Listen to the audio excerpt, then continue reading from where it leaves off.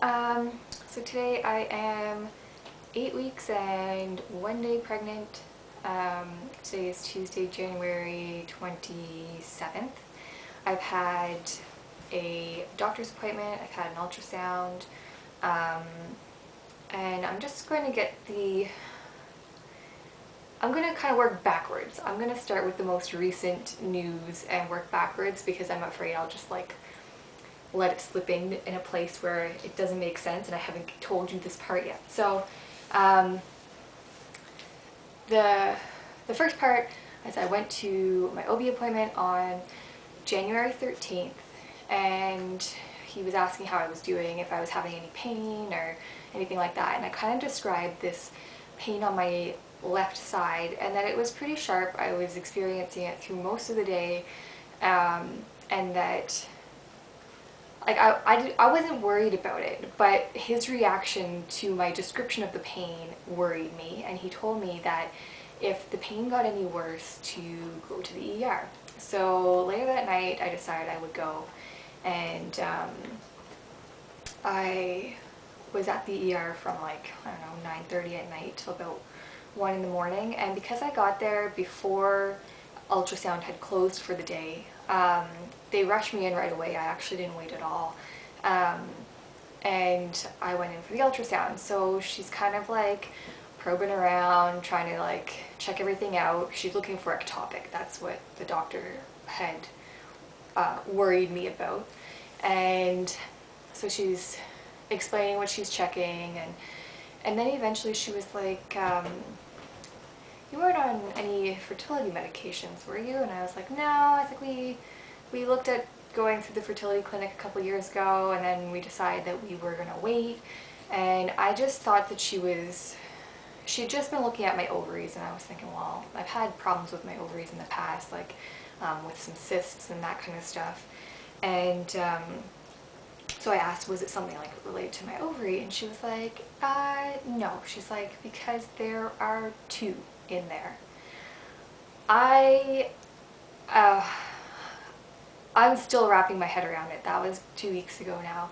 And I ended up going for another ultrasound the following week, which was actually my scheduled dating ultrasound. So I didn't get a picture when I was at the in the ER,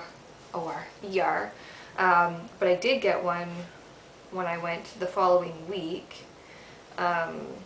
So there, I don't know how well you can see them, but there are my little baby blobs. They're measuring pretty much right on track with my last period. So they at that point I was 6 weeks, and I don't know if I was 6 weeks in 2 days or 6 weeks in 1 day, and they were just measuring 1 day behind. And I could see their little heartbeats, and that was really exciting. So I had another ultrasound the following week, and that's when she kind of gave me more information on the heart rates, and they were still measuring they were exactly a week further than they were the week before, which was great. So baby A had a heart rate of 127 and was measuring, I can't remember how big. I remember the measurements from the week before. Anyways, baby A had a heart rate of 127 and baby B had a heart rate of 120. And the tech said that those are good heart rates for their gestational age. And everything else looked fine. So I met with my OB 2 days later, so that was on the 22nd, and we were talking about twins, and we were talking about how I've been feeling, and I've been under a lot of stress.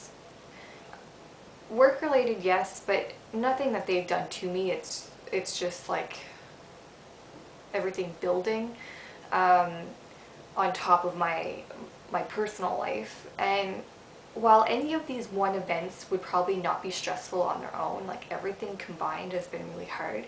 And the symptoms, the pregnancy symptoms, hit me like a truck.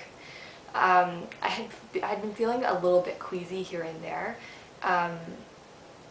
but when I met with the OB the first time, he wrote me a prescription for diclectin, and originally I was taking 3 a day. He said I can go up to 5.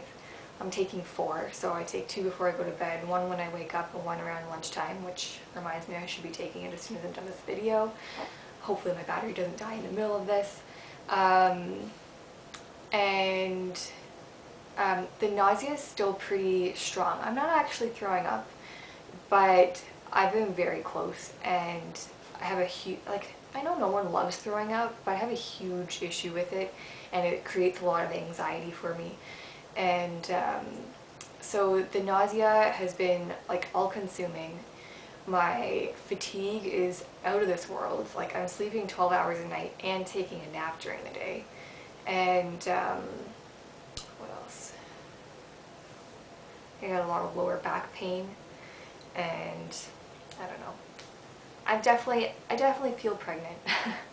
So the doctors suggested taking a month off work, so now I'm off until February 23rd.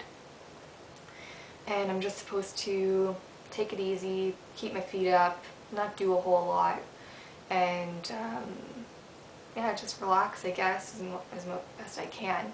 I'll go back to the doctor next Thursday and we'll take another look at how I've been doing, and figure out what the plan will be for going back to work. Realistically, I do want to go back to work.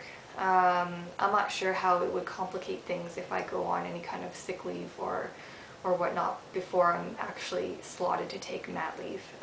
The doctor said that realistically I won't be working past the end of July because twins typically come early and they don't let them go much beyond 38 weeks.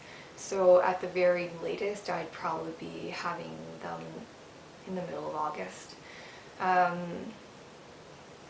But yeah, so that gives me a bit of time to figure out some stuff for our plans for selling our house and building and moving and all that kind of stuff. We do have a pretty tight timeline because if we haven't sold our house in a certain period of time, then the window really closes for us to initiate the build with a builder and actually have the house done before the babies get here. And I really just want to be in my own house when that happens, whether that means it's in our current home or if it's in a new home. I don't want to be living with my mother-in-law with, first of all, my husband, my 3 dogs, and 2 newborns. It would not go well, and relationships would probably be ruined. I know it sounds really pessimistic, but I think it's also realistic. Yeah, so I think that pretty much sums up this update. I'm 8 weeks pregnant with twins, and I'm doing okay, and I'm definitely starting to see some of the physical changes, the area right above my pubic bone has definitely rounded out and is really firm. So I'm kind of thinking that in the next 2 or 3 weeks things will be a lot more noticeable physically. And I'm also going to do the IPS testing, although it's not super accurate when it comes to twins because some of the markers that they're looking for in your blood levels will run higher anyways because they're multiples. But that means I'll do an ultrasound probably at the very end of my 11th week, right before I'm scheduled to go back to work. Hopefully that'll be the week that I can have it done. If not, it'll be in my 12th week.